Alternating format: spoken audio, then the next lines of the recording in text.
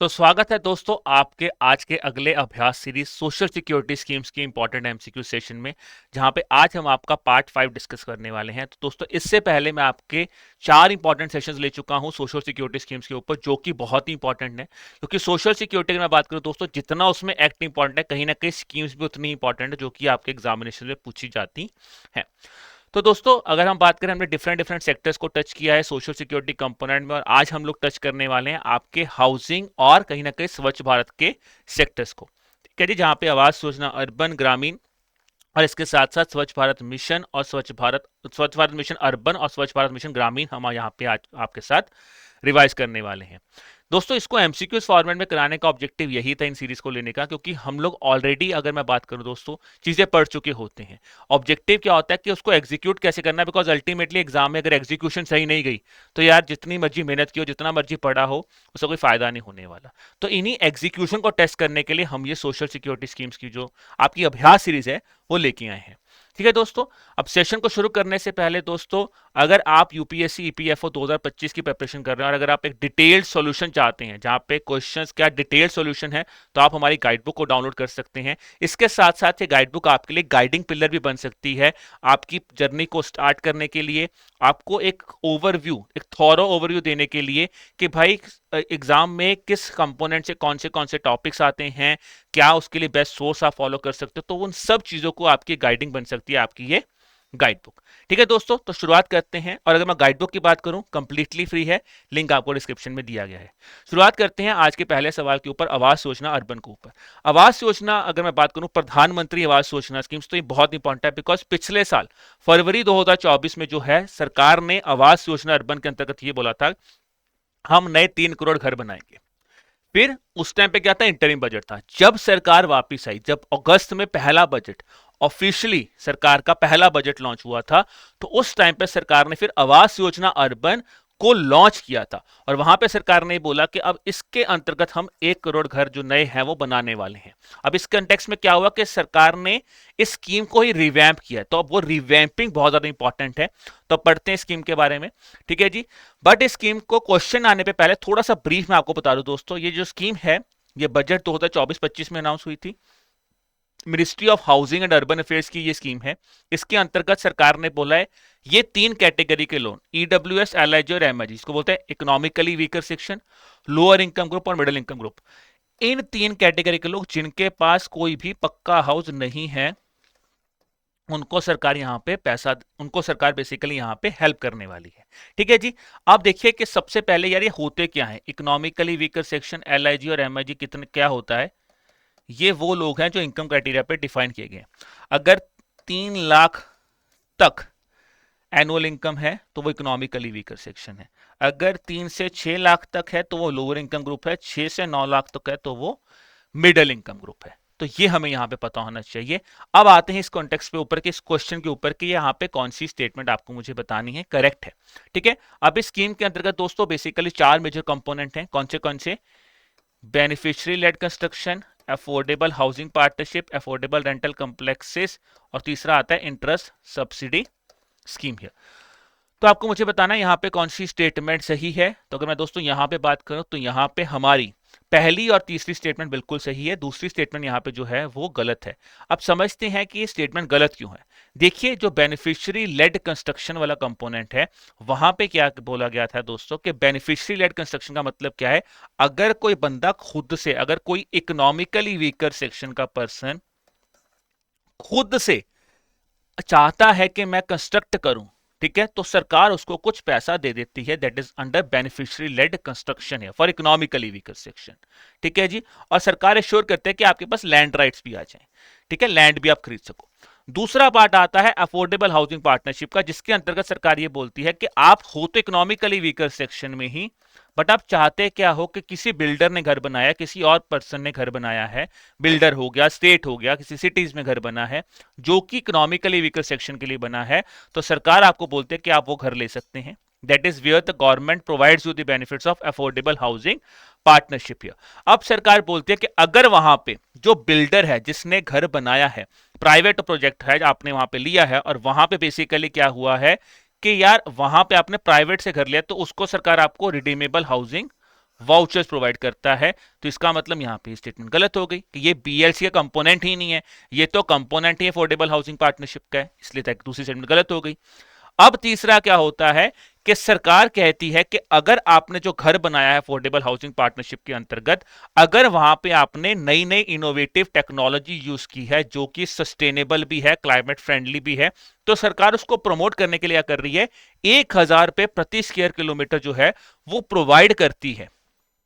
ठीक है जी, for the construction technologies, उसको बोलते हैं यहां पे टेक्नोलॉजी इनोवेशन ग्रांट, जो कि दी जाती है अफोर्डेबल हाउसिंग पार्टनरशिप के अंतर्गत। फिर आ जाता है affordable rental complexes component. Affordable rental complexes component basically आपको क्या कहता है कि यार हम यहां पे कर रहे हैं कि हम चाहते हैं कि रेंटल हाउसेस भी बने, क्योंकि यार एक तो तक घर खुद लेना है, बहुत लोग रेंट पे भी रहते हैं, उनको भी हम मदद करना चाहते हैं। उसके लिए सरकार ने इस कंपोनेंट में बोला कि यहां पे दो तरह के मॉड 1 और मोड 2, दो तरह के हम जो हैं आपको रेंटल हाउसेस बनाएंगे, एक प्राइवेट ऑपरेटेड होंगे, एक गवर्नमेंट ऑपरेटेड होंगे। अब वो कौन सा किस में होगा वो मैं आपको अगले सवाल में बताऊंगा, बिकॉज अगला क्वेश्चन मेरा उसी चीज के ऊपर है। फिर चौथे कंपोनेंट के आते हैं इंटरेस्ट सब्सिडी कंपोनेंट के ऊपर। अब इंटरेस्ट सब्सिडी स्कीम कंपोनेंट क्या है? पहली बात तो पूरा का पूरा कंपोनेंट सरकार, सेंट्रल गवर्नमेंट ही देख रही है, स्टेट गवर्नमेंट नहीं देख रही। अब यह सिंपल बात है, आप किसी अपने घर के ऊपर एक होम लोन लोगे, उसको सरकार आपको सब्सिडाइज करेगा। तीन क्वेश्चन है, होम लोन कितना होगा, तो आपके घर की कीमत, हाउस की कीमत कितनी होनी चाहिए, 35 लाख, उसके ऊपर आप 25 लाख तक का लोन ले सकते हो, लोन आपका 25 लाख होना चाहिए। अब सरकार ने बोला है कि हम आपको 8 लाख, पहले 8 लाख के ऊपर 12 साल के लिए जो है वो 4% इंटरेस्ट सब्सिडी प्रोवाइड करेंगे। याद रखना, 4% इंटरेस्ट सब्सिडी दी जाएगी पहले 8 लाख रुपए के लिए आपको 12 साल के लिए। ये स्कीम के अंदर नया चीज है, तो प्लीज याद रखना, फर्स्ट 8 लाख रुपीज ओनली, और मैक्सिमम सब्सिडी जो है वो आपको 1,80,000 दी जाएगी। ये लाइन बिल्कुल सही है। तो ये आता है जी आपका ओवरऑल आवास योजना अर्बन के सारे कंपोनेंट्स। तो मैंने पूरी स्कीम आपको ऑलमोस्ट पहले ही क्वेश्चन में समझा दी, बट थोड़े थोड़े चीजें जो रह गई हैं हम अगले क्वेश्चन में डिस्कस करते हैं। अब बात करते हैं आवास योजना अर्बन 2.0 के कंटेक्स्ट में ही कि यहां पे कौन सी स्टेटमेंट गलत दी गई है। बोला यह गया है कि scheme targets housing needs of 5 crore families, तो ये तो मैंने आपको पहले ही बता दिया कि 5 करोड़ नहीं, ये 1 करोड़ फैमिलीज की बात करता है, और इसमें 5 लाख नहीं 10 लाख करोड़ की इन्वेस्टमेंट सरकार कहती है हम करेंगे। दूसरा बोला गया हर स्टैट्यूटरी टाउन आता है, बिल्कुल सही आता है। तीसरा आता है कि under the affordable rental housing component model 2 deals with converting the existing government houses into rental houses. ये गलत है, बिकॉज ये सही है कि दो मॉड है। पहला क्या है कि जो गवर्नमेंट के एग्जिस्टिंग हाउसेज हैं उनको हम क्या कर देंगे जी, उनको हम कर देंगे कन्वर्ट कर देंगे गवर्नमेंट फंडेड हाउसेस और vacant houses into the affordable rental houses है। तीसरा क्या है यार, अगर तो पब्लिक प्राइवेट पंप है या पब्लिक एजेंसी है वो नया घर बनाना चाहते हैं तो उनको हम लेके आएंगे अंडर द मॉडल 2 हियर, और मॉडल 2 के अंतर्गत हम अगेन टेक्नोलॉजिकल इनोवेशन ग्रांट देंगे 3,000 रुपए, टोटल देंगे 5,000 रुपए की, जिसमें से 3,000 सेंटर दे रहा है, 2,000 स्टेट दे रहा है।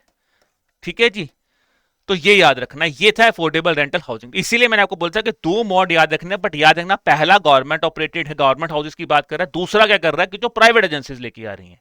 ठीक है ना, ये चीज याद रखनी है। फिर आते हैं जी हमारे अगले सवाल के अगले सवाल के ऊपर के credit risk guarantee front trust जो है इसके अंदर बनाया गया, जो बेसिकली ये देखो सिंपल बात है, अगर आप कोई लोन दे रहे हो तो सरकार को रिस्क भी तो दे, रिस्क भी कौन बियर करेगा, तो उसके लिए क्रेडिट रिस्क गारंटी फंड सरकार ने पहले ही बनाया गया है, और सरकार ने उसका जो कॉर्पस है वो बढ़ा दिया, वो कितना कर दिया है, वो 1,000 से बढ़ा के 3,000 करोड़ रुपए कर दिया गया है। ये इंपॉर्टेंट चीज यहाँ पे आपको याद रखनी है। ठीक है जी, अब आते हैं कि पैसा सरकार देगी कितना। बीएलसी के अंतर्गत सरकार कितना देती है, 2.5 लाख रुपए देती है, जिसमें से 2.25 लाख रुपए सेंटर दे रहा है, और 2.25 लाख रुपीज जो सेंटर दे रहा है, 0.25 लाख कौन दे रहा है, स्टेट दे रहा है। ठीक है जी, ये मैंने आपको बता दिया था। अगर मैं आपको बात करूं, सॉरी 2.5 लाख, ठीक है, बाकी सब डिविजन आती हैं। ये जो है 2.25 लाख ये यूनियन टेरिटरीज के लिए, हिमालयन एरियाज के लिए है। यूटीज विद लेजिस्लेचर है तो सरकार ही पूरा पैसा दे देती है। अफोर्डेबल रेंटल हाउसिंग में मैंने आपको बता दिया है कि भाई 3,000, 2,000, 5,000 की ग्रांट मिलती है। अफोर्डेबल हाउसिंग पार्टनरशिप में 1,000 की ग्रांट मिलती है। तो ये इंपॉर्टेंट चीज आपको यहाँ पे याद रखनी है। और 3,000 अगेन पर स्क्वायर मीटर है, 2,000 रुपए भी प्रति स्क्वायर मीटर है। तो ये हो गया जी हमारा आवास योजना अर्बन के क्वेश्चंस। अब बात करते हैं हमारी अगली स्कीम आज की, आवास योजना ग्रामीण। और दोस्तों मुझे जरूर बताइए कमेंट सेक्शन में भी कि आपको स्कीम समझ आ रही है। बाकी मैं आपको ऑब्वियसली मैंने ये स्कीम्स एडुटैप रेगुलेटरी बॉडीज चैनल पे ही पढ़ाई हुई हैं ऑलरेडी दोस्तों, तो मैं आपको उनका लिंक भी भेज दूंगा कि आप उनसे भी उन स्कीम्स को और डिटेल में समझ सकते हैं। बट ऑब्जेक्टिव यही है कि अगर आपको ये स्कीम्स में कोई भी इशू आ रहा है तो आपको चीजें समझ लग जाए। ठीक है जी, चलिए नेक्स्ट आता है दोस्तों, consider the following statements regarding the Pradhan Mantri Awas Yojana Gramin. ठीक है जी, in the extended version of the scheme 2 crore additional houses are to be provided with 60% units जो हैं वो रखे गए हैं दोस्तों, किन के लिए, वो SC ST कम्युनिटी के लिए रखे गए हैं। दूसरा पॉइंट ये बोलते हैं कि under the funding pattern centre और स्टेट का शेयर जो कॉस्ट है वो 90-10 है। तो क्या ये सही है जी, 90-10 है या कुछ और किया गया है, ये याद करने वाली बात है। तीसरा पॉइंट ये है कि the financial assistance per unit in the plain area has been revise to 1.2 lakh. ठीक है जी, अब यहां पे कौन सी स्टेटमेंट है आपको मुझे बतानी है। तो यहां पे दोस्तों हम बात करें तो यहां पे ऑप्शन नंबर बी 1 और 3 जो है वो सही स्टेटमेंट है। तो पहली बात तो मैं बात करूं, जो फंडिंग पैटर्न है वो प्लेन एरिया में अभी भी सेम ही है, 60:40। और ये ना जनरल स्कीम है यार, जनरली आप याद रखना, कोई भी अगर आप सेंटर स्टेट स्कीम बात करोगे ना, एक्सेप्ट कुछ स्कीम है जैसे स्वच्छ भारत मिशन अर्बन की बात करूंगा, अमृत स्कीम की बात है, वहां पे थोड़ा सा फंडिंग पैटर्न चेंज होता है, नहीं तो मेजॉरिटी ऑफ केस में अगर सेंट्रल स्पॉन्सर स्कीम है तो फंडिंग पैटर्न 60-40 ही होता है प्लेन एरियाज में। नॉर्थ ईस्टर्न रीजन के लिए 90:10 होता है, नॉर्थ ईस्टर्न और हिमालयन रीजन के लिए। ठीक है जी, 2 करोड़ घर बनेंगे, बिल्कुल सही है। 60% जो घर है वो SC ST के लिए बनेंगे। अब इसमें ईयर मार्क, इसमें याद रखना कि क्या क्या सरकार ने नया फंडा निकाला है। 2 करोड़ में से 60% दिए हैं सरकार ने SC ST कम्युनिटी को, 15% घर जो हैं वो बोला गया कि ये जो प्रोवाइड किए जाएंगे माइनॉरिटीज को दिए जाएंगे। ठीक है जी, और 5% दिए जाएंगे पर्सन विद डिसेबिलिटी। तो ये क्राइटेरिया सरकार ने पहले ही फिक्स कर दिया है, that is the thing you need to remember here. ठीक है जी, और तीसरी स्टेटमेंट सही है कि यार जो प्लेन एरियाज में है उसका भी जो फाइनेंशियल असिस्टेंस है वो बढ़ा दिया गया घर बनाने के लिए, 70,000 से बढ़ा के 1,20,000 कर दिया गया है। दूसरी चीज याद रखना, आवास योजना ग्रामीण में क्या होता है, जैसे जो प्रधानमंत्री आवास योजना अर्बन है उसके लिए तो एप्लीकेशंस हैं, आवास योजना ग्रामीण में कोई एप्लीकेशन नहीं है। सरकार क्या करती है, सरकार ने एक सेंसस कराया था, सोशो इकोनॉमिक कास्ट सेंसस 2011 में। इस सेंसस के अंतर्गत सरकार हर बेनिफिशियरी को जिसके पास पक्का हाउस नहीं है, पक्का हाउस नहीं है, उसको सरकार जो है बेसिकली हर घर के पास जाता है। अगर आपके पास पक्का हाउस नहीं है तो आप ऑटोमेटिकली यहां पे सरकार आपको इंक्लूड कर लेती है। ठीक है, आगे भी कुछ रीजंस हैं, ठीक है, बाकी उसके लिए मैं आपको बोलूंगा कि आप वीडियो देख लेना, मैं आपको लिंक आपको डिस्क्रिप्शन में दे दूंगा। ठीक है, to get to more into that thing. अब आपके अगला क्वेश्चन मैं आपसे पूछ रहा हूं वो ये है, आपको मुझे बताना है यहां पे कौन सी स्टेटमेंट गलत है इन कंटेक्स्ट ऑफ आवास योजना ग्रामीण। All households living in pakka roof houses with more than 2 rooms are eligible for the scheme. Manual scavengers and primitive tribal groups are included under automatic inclusion criteria. ठीक है जी, manual scavengers आते हैं, primitive tribal groups आते हैं, क्या ये दोनों आते हैं ऑटोमेटिक इंक्लूजन के अंदर। Household owing motorised fishing boats and refrigerators are not allowed to benefit under the Awaas Yojana ग्रामीण। तो आपको मुझे बताना है इस कंटेक्स्ट में कौन सी स्टेटमेंट जो है वो हमारी गलत है। तो यहां पे दोस्तों बात करें तो सिर्फ और सिर्फ पहली और तीसरी स्टेटमेंट जो है यहां पे गलत है। ठीक है जी, सरकार ने ये बोला है कि जो हाउस होल्ड लिविंग हैं, ठीक है जी, इन अ पक्का रूफ और पक्का वॉल हाउस जहां पे मोर देन 2 रूम्स हैं, ठीक है जी, और उनके पास जो फिटिंग है मोर देन 2 रूम्स हैं, और भाई उनके पास घर में बेसिक फिटिंग्स भी हैं, किचन फिटिंग्स है, बाथ फिटिंग्स है, अगर हैं तो सिंपल बात है वो यहाँ पे एलिजिबल नहीं है। 2 से ज्यादा पक्के घर बना दे, पक्के रूम है, तो भाई आप एलिजिबल नहीं हो, इनएलिजिबल हो। ये फिल्टर आउट कर रहा है सरकार अब यहाँ पे। Manual scavengers, primitive tribal groups जो हैं, ठीक है जी, ये पार्ट होते हैं manual scavengers, primitive tribal groups आगे, बॉन्डेड लेबर्स होगी, ठीक है ना, डेस्टिट्यूट पीपल हो गए, वो ऑटोमेटिकली इंक्लूड हो जाते हैं। House hold owing motorise fishing boats, भाई मोटराइज फिशिंग बोट्स है, रेफ्रिजरेटर घर में तुम्हारे पास है, तो तुमको ये बोला गया है कि अब उनको अलाउ कर दिया गया है। सरकार कहती है कि इसका क्राइटेरिया हमें थोड़ा सा बढ़ाना पड़ेगा यार, बिकॉज देखिए अगर कोई फिशरमैन है और उसके पास मोटराइज रोबोट तो हो सकती है, तो हम ये नहीं कह सकते, पहले कह रहे सरकार कहते उड़ा दो मोटराइज, उड़ा दो, आपके पास 2 व्हीलर है उड़ा दो, नहीं, अब वो कहते हैं नहीं जी 2 व्हीलर है ठीक है, आपके पास बेसिक 2 व्हीलर्स हैं, आपके पास मोटराइज्ड बोट है, आपके पास रेफ्रिजरेटर्स हैं, तो भाई आप एलिजिबल हो इस स्कीम के अंतर्गत, बिकॉज सरकार ने बोला यार ये बेसिक क्राइटेरिया है। अगर मैं फिशरमैन को बोलूं कि यार तुम्हारे पास रेफ्रिजरेटर रखा हुआ, तुमने फिशेस के लिए फिशरमैन ने रेफ्रिजरेटर रखा हुआ है, उसके पास बोट है जी, मैं बोलूं उसको निकाल दो, ओके मेरे पास घर तो है नहीं। ये चीज यहाँ पे सरकार ने यहाँ पे बेसिकली की है। ठीक है, तो ये यहाँ पे याद रखना है। चलिए अगला सवाल आते हैं दोस्तों, which of the following statements regarding the operational mechanism and digital tools under the आवास योजना ग्रामीण इज इनकरेक्ट। जो ऑपरेशनल टूल्स या फिर डिफरेंट डिफरेंट मैकेनिज्म यहाँ पे यूज किए गए हैं, उस कंटेक्स्ट में यहाँ पे कौन सी स्टेटमेंट गलत है? The Awaas plus mobile application is use to capture the details of potentially eligible households. Compendium of rural housing typologies like PAHL includes house designs from different rural zones. Awas Soft is a digital tool used solely for physical inspection of the house quality in the आवास योजना ग्रामीण। अगर आपने scheme को पढ़ा हुआ है time से तो आपको पता है इसका आंसर बहुत आसान है। Awaas survey was conducted in 2019 to accommodate the eligible beneficiaries left out of the socio-economic caste census 2011 data base year. यहाँ पे कौन सी स्टेटमेंट गलत है? यहाँ पे तीसरी स्टेटमेंट गलत है, बिकॉज सरकार ने आवास सॉफ्ट बनाया ही इसी के लिए है, इंस्पेक्शन के लिए नहीं बनाया। बताइए क्यों बनाया है? ठीक है जी, क्योंकि सरकार ने ये बायलिंगुअल प्लेटफॉर्म बनाया है for the eligibilities, e governance को बढ़ाने के लिए बनाया, और बनाया कि जो भी हमारा प्रोसेस है ऑफ ट्रैकिंग द बेनिफिशियरी, क्या वो सही जा रहा है, ये फिजिकल इंस्पेक्शन के लिए नहीं, एक्चुअल में ट्रैकिंग के लिए बनाया गया है as per the socio economic caste census, और ये बेसिकली ई गवर्नेंस यहां पे प्रोवाइड कर रहा है, इसलिए यहां पे आवास सॉफ्ट वाला स्टेटमेंट जो है ये गलत है। ठीक है दोस्तों, अब ये थी हमारी पहली दो स्कीम्स, आवास योजना अर्बन, आवास योजना ग्रामीण, ऑलमोस्ट हमने कवर कर लिया। बात करते हैं स्वच्छ भारत मिशन अर्बन 2.0। आवास योजना ग्रामीण में आपको एक चीज और बताया था कि 90 से 90 टू 95 डेज एडिशनल भी मिलते हैं यहाँ पे नरेगा स्कीम के अंतर्गत। ठीक है जी, जो कि आपको एडिशनल दिए जाते हैं अगर आप घर बनाते हो आवास योजना ग्रामीण के अंतर्गत कंस्ट्रक्शन के लिए। ठीक है, क्योंकि ये स्कीम जो है ये भी रूरल डेवलपमेंट की स्कीम है। अब बात करते हैं स्वच्छ भारत मिशन अर्बन की स्कीम, बड़ी इंपॉर्टेंट स्कीम है यार ये वाली स्कीम भी। अगर मैं बात करूं, जब भी हम अर्बन स्कीम्स की बात करते हैं ना, तो ये स्कीम्स जो हैं बहुत बहुत बहुत इंपॉर्टेंट बन जाती हैं। अब बात करते हैं स्वच्छ भारत मिशन अर्बन के कंटेक्स्ट में कि कौन सी स्टेटमेंट सही है।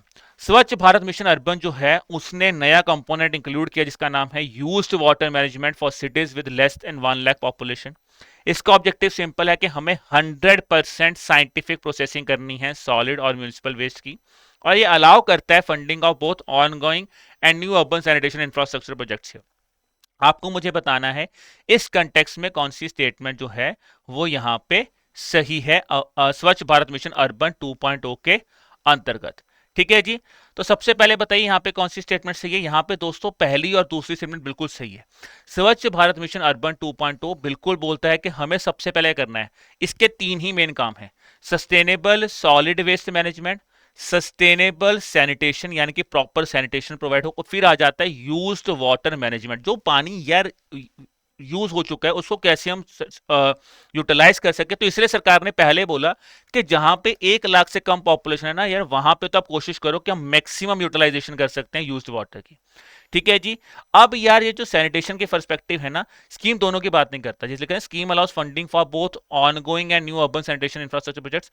तो नहीं, सरकार जो इसके अंतर्गत जो सरकार है वो न्यू अर्बन सैनिटेशन इंफ्रास्ट्रक्चर के लिए देता, ऑनगोइंग के लिए पैसा यहाँ पे जो है वो प्रोवाइड किया यहाँ पे नहीं जाता है। ठीक है जी, अब स्वच्छ भारत मिशन अर्बन में एक पॉइंट याद रखना जो बड़ा इंपॉर्टेंट, मैंने आपको बोला था ना कि जनरली यार क्या होता है, हम बात करते हैं कि स्कीम के अंतर्गत क्या होता है, डिफरेंट डिफरेंट कंपोनेंट्स हैं। अब क्या होता है कि ना जी, मैं आपको बोलूंगा कि सेंटर स्टेट शेयरिंग क्या होती है। अब स्वच्छ भारत मिशन अर्बन जो है वहां पे सेंटर स्टेट शेयरिंग रेशियो जब चेंज होती है, किस तरह चेंज होती है उसको समझना बहुत सिंपल फंडा है। मैं बोलता हूं देखो, आपकी पॉपुलेशन जो है वो 1 लाख तक है, 1 लाख से 10 लाख तक है, या फिर 10 लाख के ऊपर है, अबव है। ठीक है जी, फिर या तो आप नॉर्थ ईस्टर्न रीजन में आते होगे, या फिर क्या होगा, या फिर आप यूटी होगे, जिस यूटी विदाउट लेजिस्लेचर। यहां पे तो सिंपल है जी 100% और 90:10। इशू आता है यहाँ ना यहाँ पे कि सर कैसे याद होगा।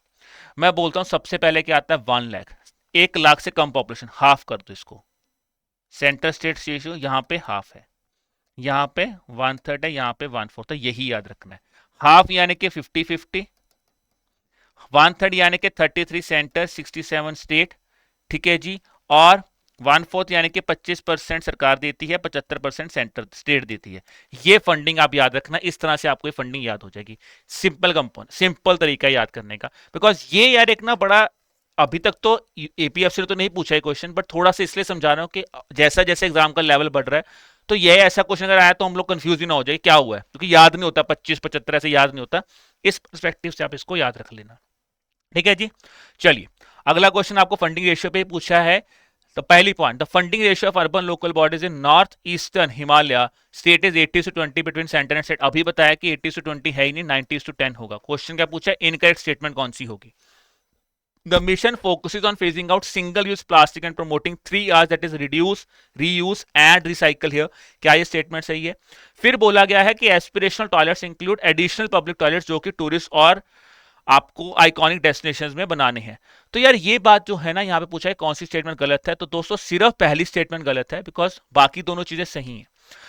अब स्वच्छ भारत मिशन अर्बन के अंतर्गत भी ये बोला, जब हम सैनिटेशन की बात करें, सबसे पहले हम बोलते हैं कि यार इंडिविजुअल हाउस होल्ड लेटरिन जो है वो बननी चाहिए, बिल्कुल सही है।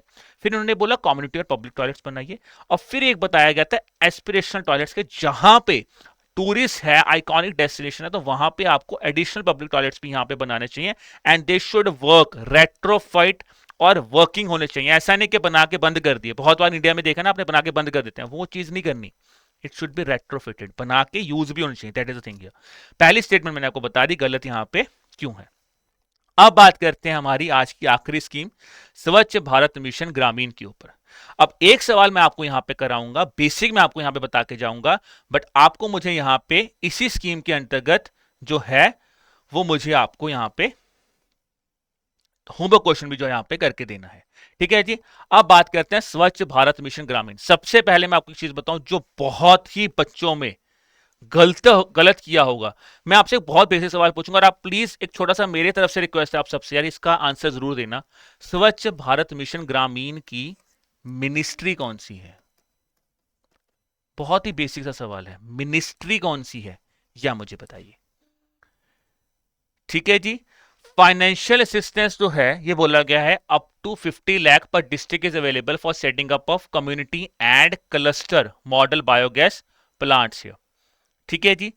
दूसरा ये बोला गया है grey water management for villages with population over 5,000 allows financial assistance of up to ₹660 per capita। Swachh Iconic Places initiatives under the Swachh Bharat Mission Gramin focuses on identifying and maintaining the 100 sites of economic importance across the country here। अब समझते हैं जी स्वच्छ Bharat mission ग्रामीण क्या है। स्वच्छ Bharat mission ग्रामीण एक स्कीम है जिसका ऑब्जेक्टिव सिंपल है कि रूरल एरिया में हम जो है ओपन डेफिकेशन फ्री को कैसे प्रमोट कर सकते हैं। उसके लिए सरकार ने बोला सबसे पहले बात क्या है कि यार आपको इंडिविजुअल लेवल पे इंडिविजुअल हाउस होल्ड लेटरिन्स बनाने चाहिए, जिसके लिए सरकार ने बोला हम आपको 12,000 रुपए देंगे। और इसकी प्राइम ऑब्जेक्टिव स्कीम क्या, आपने स्कीम फिल्म देखी हो टॉयलेट फिल्म, टॉयलेट एक प्रेम कथा फिल्म देखी होगी ना, और आपने देखा होगा कि बहुत ज्यादा इश्यूज आते हैं अक्षय कुमार को कि वो घर पे जो है वॉशरूम नहीं बना पाते।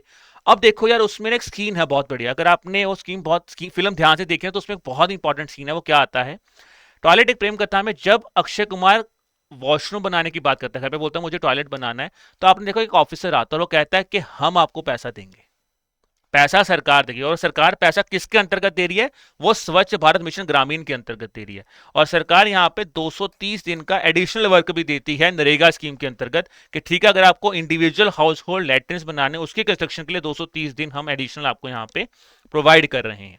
उसके अलावा दूसरा पॉइंट क्या आता है, solid waste management, liquid waste management, plastic waste management. तो सॉलिड वेस्ट मैनेजमेंट के लिए सरकार ने क्या बोला, गोवर्धन, ठीक है जी। जैसे बायोगैस है तो बायोगैस प्लांट्स, ठीक है जी, तो वो भी गोवर्धन अलग से स्कीम पे है, बट ऑब्जेक्टिव सिंपल है कि यार जो भी बायोगैस वेस्ट है उसको हम किसी ना किसी तरह से क्या करें, गोबर बायोगैस प्लांट्स बनाएं, ठीक है ना, उस स्पेसिफिक एरियाज में। और उसके लिए सरकार ने बोला कम्युनिटी और क्लस्टर्स बनाओ ताकि ये जो हम बायोगैस प्लांट्स हैं इनको बना सके और बायोडिग्रेडेबल वेस्ट को यूटिलाइज कर सके और उससे गैस बना सके, सारे फार्मर्स को फायदा हो जाएगा। इसके लिए सरकार कितना पैसा देती है, आपसे पहला क्वेश्चन मैंने ये पूछा है।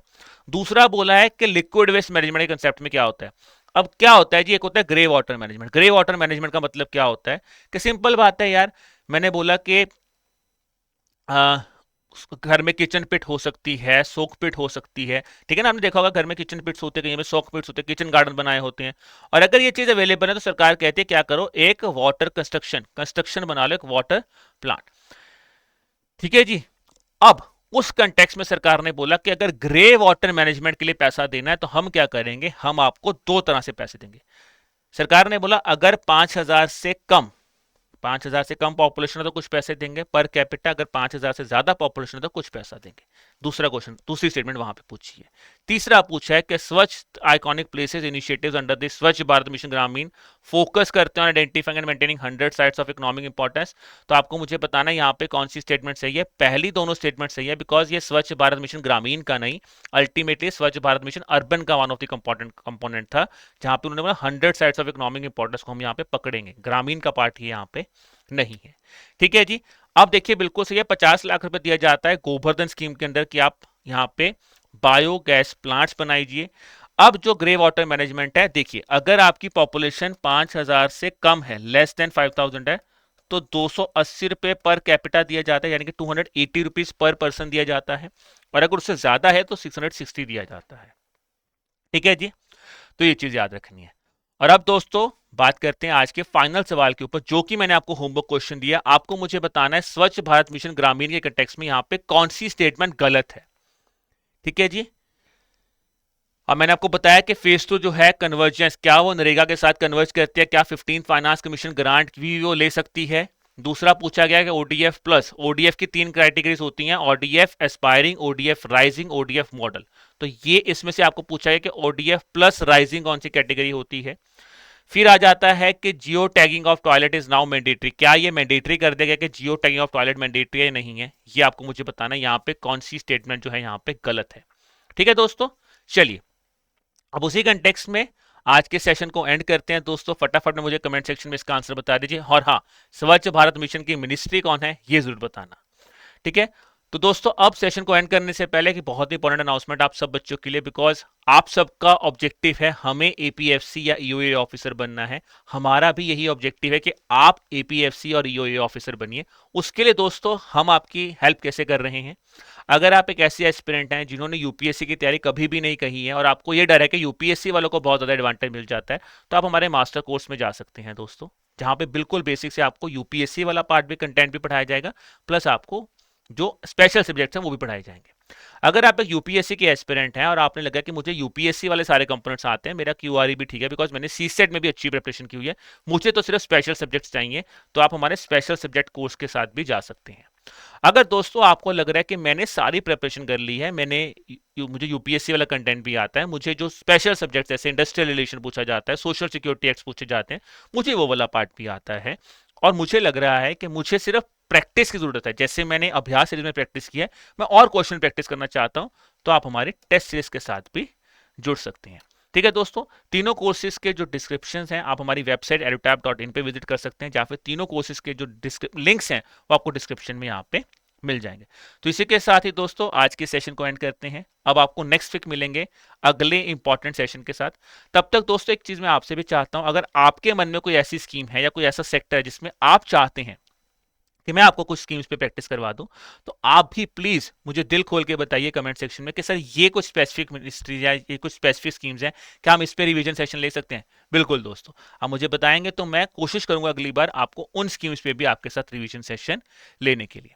ठीक है दोस्तों, अगर आपके मन में फिर भी कोई डाउट है आप मुझे ईमेल कीजिए, हमारी ईमेल आईडी है hello@edutab.co.in, या फिर आप हमें कॉल कर सकते हैं ऑन द नंबर 8146207241।